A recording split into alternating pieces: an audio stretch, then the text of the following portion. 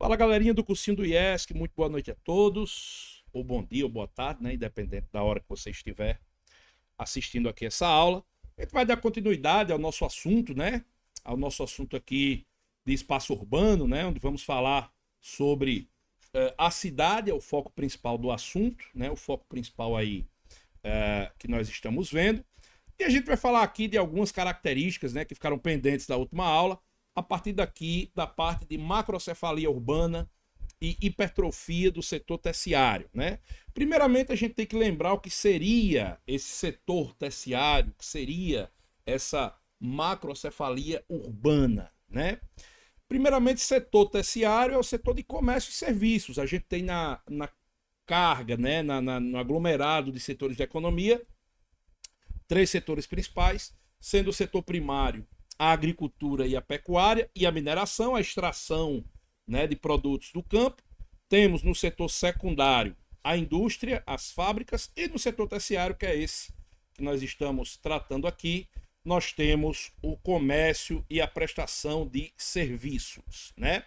De maneira geral, no que se refere, né, às características da cidade, da macrocefalia urbana e da hipertrofia.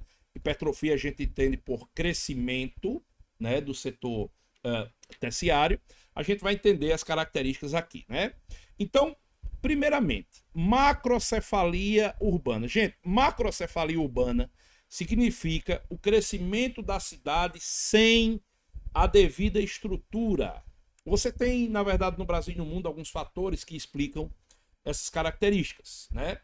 Nós temos, por exemplo, o êxodo rural, que ocorre no Brasil a partir da década de 50, 1960, por aí, onde tem um grande fluxo migratório que sai do campo para a cidade. Inclusive, o livro fala aqui, né, de grandes fluxos migratórios que se direcionam para Rio de Janeiro e São Paulo, as principais cidades do país, sobretudo nos anos 60, né, essa migração ocorre, e aí os trabalhadores saindo de regiões tipicamente rurais do Brasil, como o Norte e o Nordeste, em direção à cidade grande. O que acontece é que a cidade, né, São Paulo, Rio de Janeiro, seja outra cidade, Belo Horizonte, independente qual seja, na maioria das vezes não estava preparada para receber esse grande aglomerado de pessoas.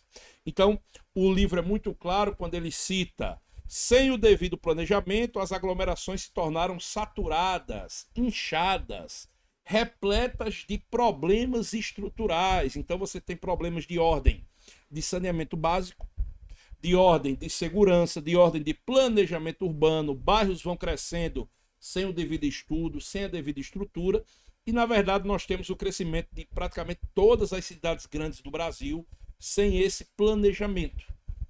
É por isso que nós temos, por exemplo, um grande número de periferias, né? A cidade não está preparada para receber tantas pessoas. Claro que no caso da periferia você tem inúmeros outras questões que explicam, né? Mas essa também é uma delas. A chegada de pessoas na cidade, sem a cidade estar devidamente preparada, né, para receber essa grande quantidade de pessoas, e acaba que ocorrem esses problemas, né? Nós temos aqui uma tabela, né, que mostra a taxa de urbanização por região. Desculpa, gente, eu estou coçando o olho de vez em quando, como vocês sabem, principalmente para a galera do IES, que eu estou com uma conjuntivitezinha, já está mais fraquinha, mas o olho coça muito, de vez em quando eu vou dar uma coçada, tá? Nós temos aqui então no Brasil a taxa de urbanização por região, que vai de 1940 até 2010. Perceba que nas regiões Sudeste e Sul, que são as que mais recebem pessoas, sobretudo a região Sudeste, que além de ser a mais populosa, que mais recebe gente nesse êxodo rural, a partir de 1960, a quantidade de urbanização, a taxa de urbanização cresce vertiginosamente. Você sai de uma taxa de 57% de urbanização, já para 10 anos depois, 72%. 10 anos depois, 82%. Até chegar em 2010 com a taxa de urbanização de 92%, quase 93%. Então, uma região muito urbanizada, uma região que tem aspectos de problemas urbanos maiores que de outras regiões do Brasil, justamente por estarem as maiores cidades. As duas principais cidades do Brasil em tamanho e em importância econômica também estão na região Sudeste, São Paulo e Rio de Janeiro. Portanto, esse crescimento urbano vai ser explicado por isso, né? A cidade que mais oferece serviços, obviamente, é a que mais ganha pessoas.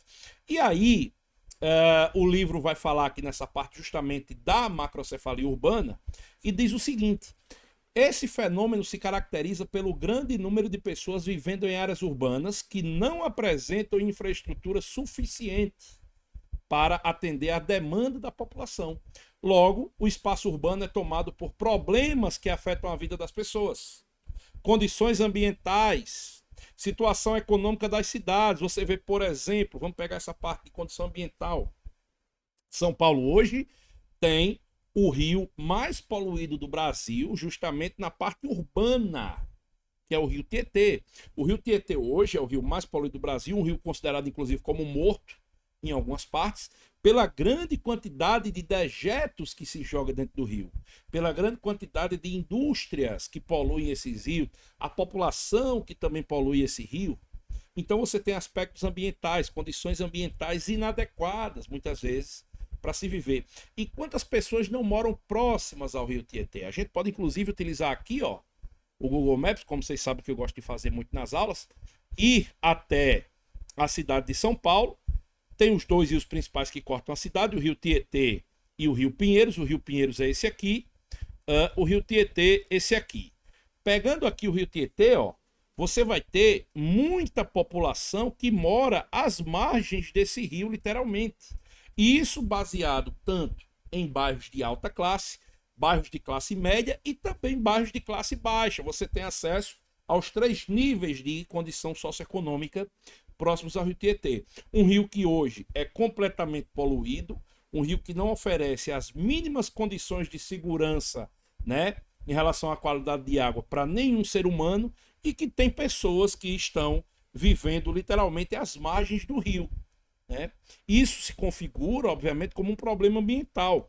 Então você tem a macrocefalia urbana justamente quando uma cidade não apresenta essa infraestrutura suficiente para as pessoas.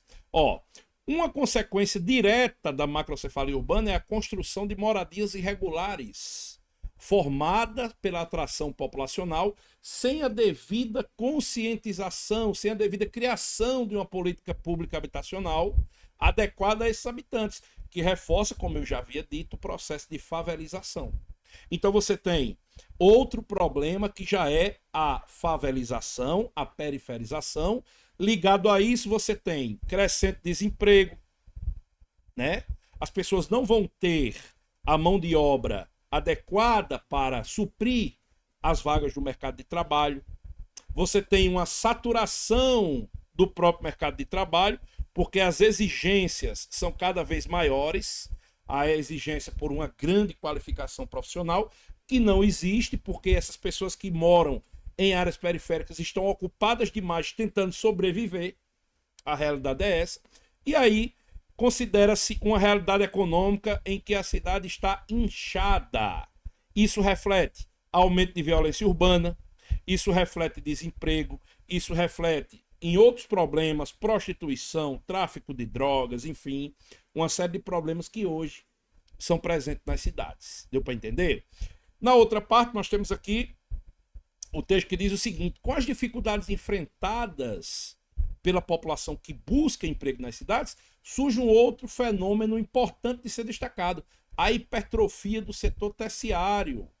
De maneira geral, a terciarização, aliás, é uma realidade do mercado de trabalho ao final do século XX, marcada pelo crescimento de renda e dos empregos do setor terciário da economia, que é justamente o de comércio e serviço. Veja só, a participação do setor terciário no PIB do Brasil, na produção total do Brasil, ela cresce cada vez mais. Ó. Nós temos hoje, o último dado disponível aqui, 2019, 73% das atividades, quase 74% de todas as atividades econômicas presentes no Brasil são ligadas diretamente ao setor de serviços, ao setor de comércio. Então você tem um crescimento do setor terciário dentro do Brasil. O que é que isso reflete? Nos países desenvolvidos, o crescimento do setor terciário decorre do fortalecimento das atividades qualificadas e serviços associados à tecnologia e consumo de bens de maior valor agregado. Já nos centros urbanos de países emergentes, caso do Brasil, há um inchaço desse setor que exige pouca ou nenhuma qualificação profissional em atividades que são, em geral, menos produtivas. De maneira geral, aquele trabalhador que não tem a mão de obra tão qualificada vai diretamente para essa área que está ligada ao comércio, já que não precisa de mão de obra qualificada, mão de obra técnica, geralmente trabalhos mais informais, mais fáceis de fazer, e ocupa a maioria das pessoas. Temos aqui, ó, outro gráfico que mostra a população ocupada que está ligada diretamente ao vínculo ou trabalhadores que trabalham por conta própria, sem a obrigatoriedade de carteira assinada, né? Nós temos aqui a população ocupada em 2019, né? No caso aqui, mais de pelo que a gente está vendo, mais de 30%, 40% da população nacional, se conta de 2012 a 2019, e aí você tem trabalhadores ocupados com algum vínculo, tende a diminuir, ó. Ele tem um aumento aqui em 2014, depois ela vai diminuindo, tem um pequeno aumento aqui em 2019, mas a tendência é que diminua, e trabalhadores sem carteira e por conta própria. A informalidade está aumentando, cada vez mais pessoas trabalhando por conta própria. Não obrigatoriamente porque paga mais, não obrigatoriamente, mas na verdade porque trabalhar por conta própria não exige diretamente mão de obra qualificada. Então você pode ser dono do seu próprio comércio. Isso não significa que você vai ganhar maravilhosamente bem. Depende do ramo de comércio que você está envolvido. E aí chegamos, né, a última parte aqui, a das últimas partes aqui do nosso assunto, onde a gente vai ter a ideia de cidades globais e das cidades articuladas, né? O que nós chamamos de rede urbana e hierarquia urbana, beleza? Vamos lá. Gente, o que nós podemos chamar de rede urbana é uma área de cidade que tem núcleos de povoamento, que podem ser entendidos como nós dessa rede, caracterizado por funções urbanas. O que seria uma função urbana de uma cidade? Vai depender de cidade para cidade.